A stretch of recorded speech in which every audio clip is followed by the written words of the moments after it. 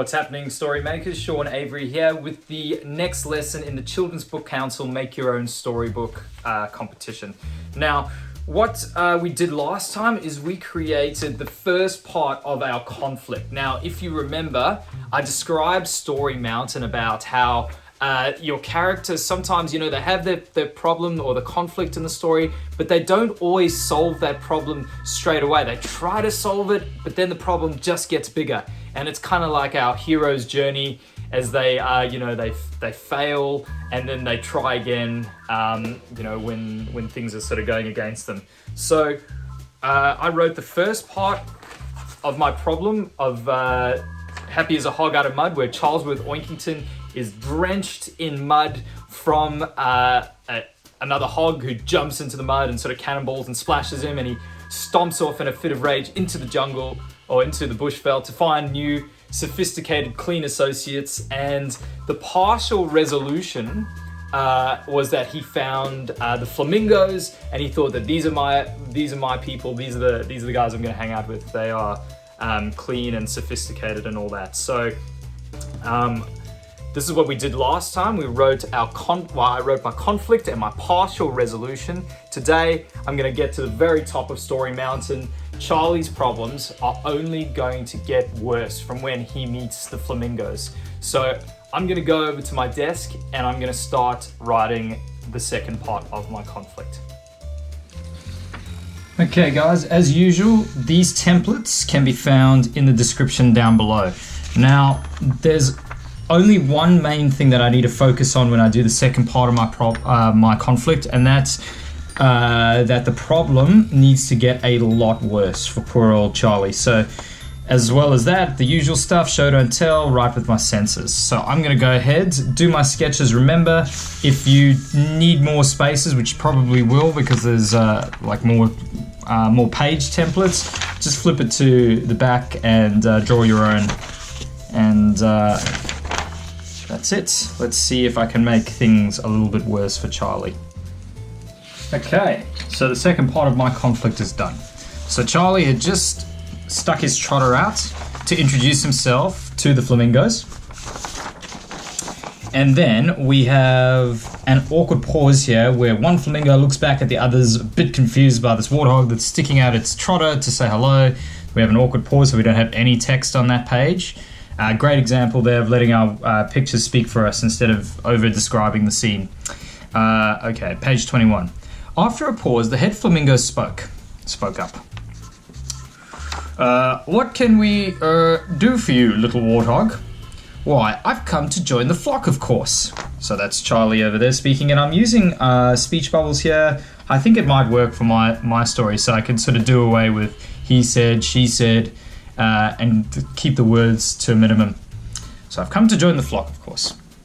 Well, the flamingos had never heard of anything like it before. To join our flock, the head flamingo said, you cannot go around on all fours like a common beast. So if you remember back early on in the story, Charlie was making fun of the other warthog, saying you can't go on all fours like a common beast. Now this flamingo is telling him you can't go on two legs like on two legs. Sorry, not fours, on two legs like a common beast. So that's reflecting back to the beginning of the story. But I thought Charlie began, so he's a bit confused because he thought that being on two legs was quite sophisticated.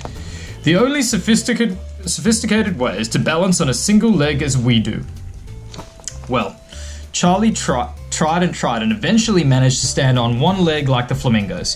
He could only imagine how sophisticated he must look doing it. And there's going to be a picture of Charlie kind of wobbling for balance and not looking very sophisticated at all. Great example of the words saying one thing and the picture saying another. He thought having sophisticated associates would make him happy, but the flamingos didn't share any of his interests, like poetry, English breakfast tea, or bird watching, which they found especially creepy, right? Because they're birds. So over here he's got his book and he's reading, and the flamingos don't want to hear it. He's offering tea and they don't want it. And here he's got his binoculars looking at another bird, and this flamingo's looking a bit annoyed. I'm not quite sure what they're going to be saying yet, but that's the idea. You can see in 3 spots how he's being alienated here. which they found especially creepy. Charlie had never felt more alone in his life. All right, let's look at our checklist down the side here. Has Charlie's problem got worse? Yes, of course, because at first he was just covered in mud, but now he's completely alienated. He has no friends. At least before he had friends and family who cared about him, but these snooty flamingos just think he's a bit of a joke and they don't seem to care about him at all.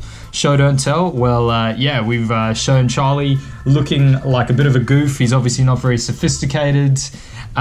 Because we know that warthogs aren't meant to balance on one leg like flamingos are, so that's hopefully that should be quite funny when we actually get to the final drawings. Right with our senses, what do we see? Well, we see Charlie awkwardly trying to fit in and not succeeding, so we know how he's feeling.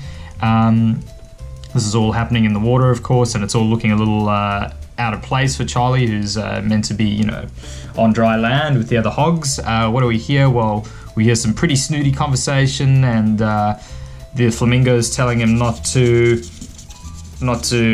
walk around on two legs like a common beast. So I've nailed everything that I wanted to. So there you have it, guys. We've nailed the first and second part of our conflict, of our problem for our story over here, and I think it's turning out really nicely. Just to reiterate and let you know that this is obviously going to be spiced up with some more sort of interesting language and some great pictures. But again, it's just I'm slowly building to that, so I'm just getting that structure in, so I know where I'm going, and then I can start adding some beautiful language and some beautiful pictures later. Your homework, you need to make sure that you are reading, you need to make sure that you are drawing illustrators, and you also need to make sure that both parts of your conflict, or just one part of your conflict, is completely finished for the next session, where we go into our resolution, where we start to wrap up our story and start traveling down the other side of Story Mountain. Happy reading, everybody, happy creating, and I will see you all next time.